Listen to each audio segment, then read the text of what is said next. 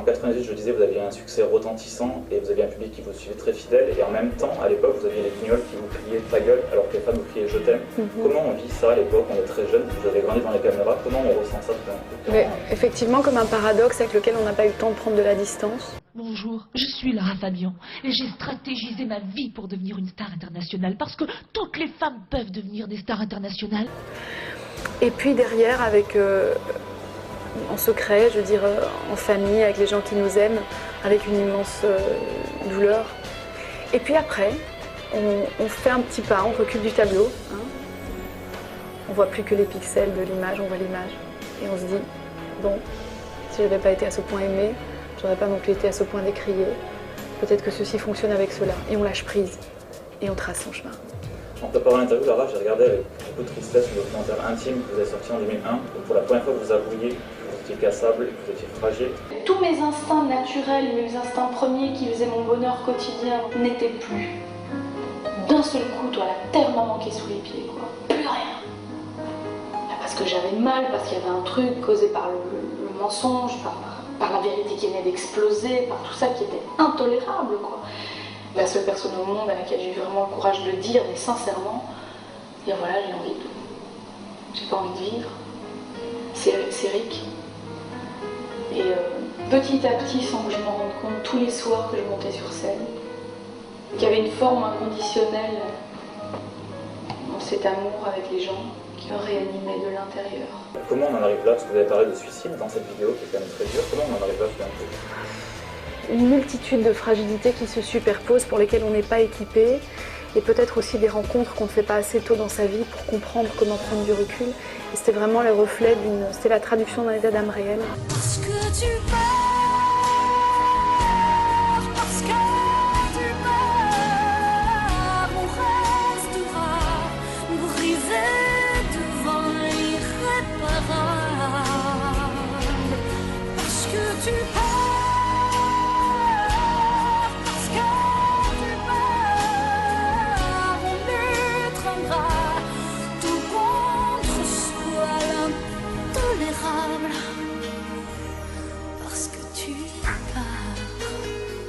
Parce que tu pars, je l'ai écrite pour moi. Ça, je ne l'ai jamais dit nulle part. Mais je ne l'ai pas écrite pour quelqu'un d'autre. Et peut-être qu'à ce moment-là, on n'a juste pas les armes, on n'a juste pas... C'est même pas une question d'intelligence, c'est vraiment une question d'expérience. Pour faire face avec plus de détachement.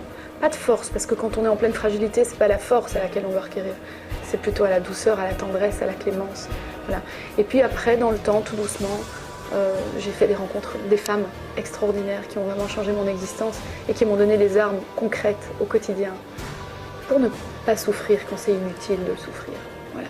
J'ai compris que c'était inutile de souffrir, que c'était possible d'éviter la souffrance. Pas la douleur, mais la souffrance. Vous parlez de douleur, de peur, de sacrifice dans le titre Danse, vous parlez de troubles alimentaires sévères dans Amourexie.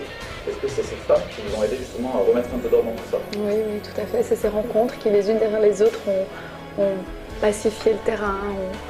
Parce que quand on est intense comme je le suis, on vit des douleurs avec la même intensité. Voilà. Donc les joies sont très très belles, mais les peines aussi sont très très belles, au sens où elles sont très très denses.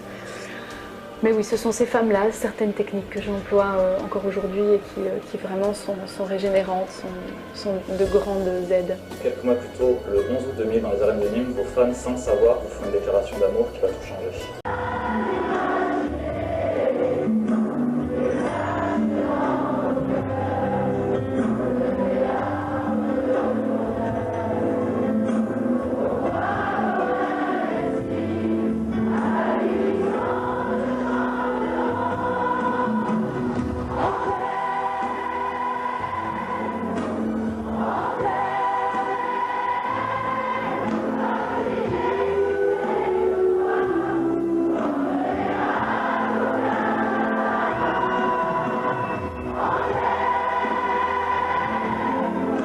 À l'époque, vos fans ne le savent pas, mais qu'est-ce que cette vidéo, qu'est-ce que ce moment aura comme impact pour vous? Mais ça va me sauver la vie, tout simplement.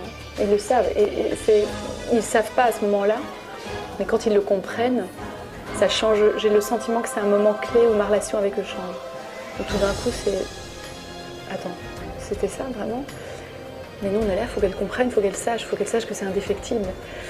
Et tout d'un coup, là, je m'accroche vraiment à ça comme au dernier ado. Et je me dis, j'ai toujours fait ça pour ça. C'est-à-dire, tout d'un coup, vous reprenez contact avec la raison première qui vous a fait choisir ce métier. Voilà, c'est pour eux que vous avez continué, pour vos femmes, pour ceux qui vous aiment profondément. Bien sûr, c'est-à-dire, c'est un peu la raison de notre existence en tant qu'être humain, c'est se sentir utile, c'est savoir qu'on est en lien avec l'humanité, savoir qu'on est en lien avec les autres. Et ça m'a rassurée sur le fait que oui, j'étais en lien avec les autres, que j'étais utile et que ça comptait.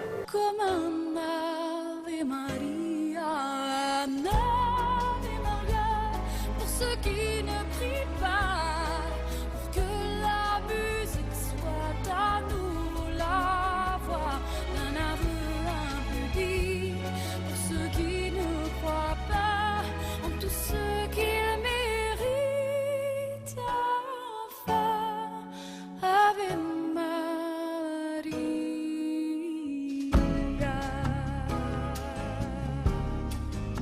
Alors, suite à ce battage médiatique injuste, on l'a redit 50 fois que c'était prescription, mais vous avez changé votre façon de chanter, vous étiez moins dans l'expression, plus dans la retenue. Est-ce que c'est quelque chose qui est fait par peur de à nouveau déplaire ou c'est vraiment une façon que vous avez changé vite? Non, c'était l'expression que j'emploie souvent par rapport à ce moment de ma vie, c'est je me suis mise en petite boule pour parer les coups, quoi. C'est vraiment ça, et même dans ma façon de chanter, c'est encore une fois un reflet complètement honnête de mon état intérieur. Neuf, c'est je me sentais comme ça.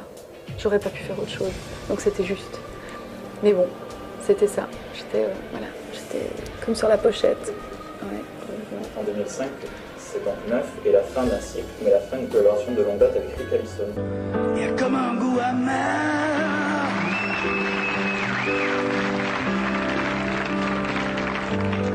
comme un goût de poussière dans tout, et la colère qui nous suit partout. Il y a des silences qui disent beaucoup.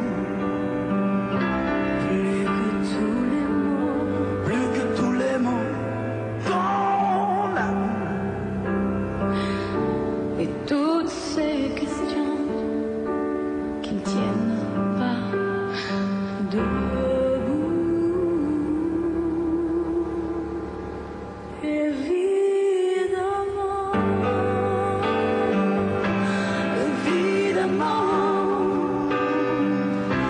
on danse encore sur les accords qu'on aimait tant. Évidemment. Comment on passe à ça? Qu'est-ce qui fait qu'un jour on arrive à être dans des démêlés judiciaires avec quelqu'un avec qui a tant compté pour vous? Oui, je sais pas. Honnêtement, Julien, je sais pas. Encore aujourd'hui, parfois, ça m'arrive d'essayer de démêler toute cette histoire dans ma tête. Et je me dis, tiens, comment on en est arrivé là? Franchement. Je n'ai jamais parlé de ça, jamais. Je l'ai toujours tenu parfaitement secret. Il est un de mes secrets. Parce que c'est quelqu'un que j'ai tellement aimé et qui a été... C'est la personne qui a été la plus importante dans ma carrière. Moi, j'ai aucun problème à dire que je ne serais pas qui je suis si je n'avais pas croisé Rick. Vraiment. Après, ce que l'on devient, comment on évolue, pas à la même vitesse, en ne voulant pas les mêmes choses, en n'ayant pas les mêmes attentes. Ça crée ça crée ce qui s'est passé. Ça a été très loin, je ne pensais pas du tout qu'on en arriverait là, jamais. Mais pour moi, c'est drôle, hein, aujourd'hui, quand je pense à lui, quand je parle de lui. D'abord, ça m'arrive souvent, et je n'arrive pas à me souvenir du pourquoi, du comment on en est arrivé là, et je m'en fous. Moi, quand je chante, j'y crois encore, je t'aime, tu es mon autre. Je sais comment elles sont nées, je sais d'où elles viennent. Et juste au nom de ça, il y a une part de moi qui l'aimera toujours et qui sera toujours en lien avec lui.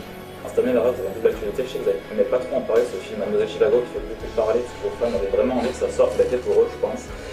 Qu'est-ce qui fait que d'un coup, ce film qui est très audacieux, mais très sombre, très noir? Très sombre.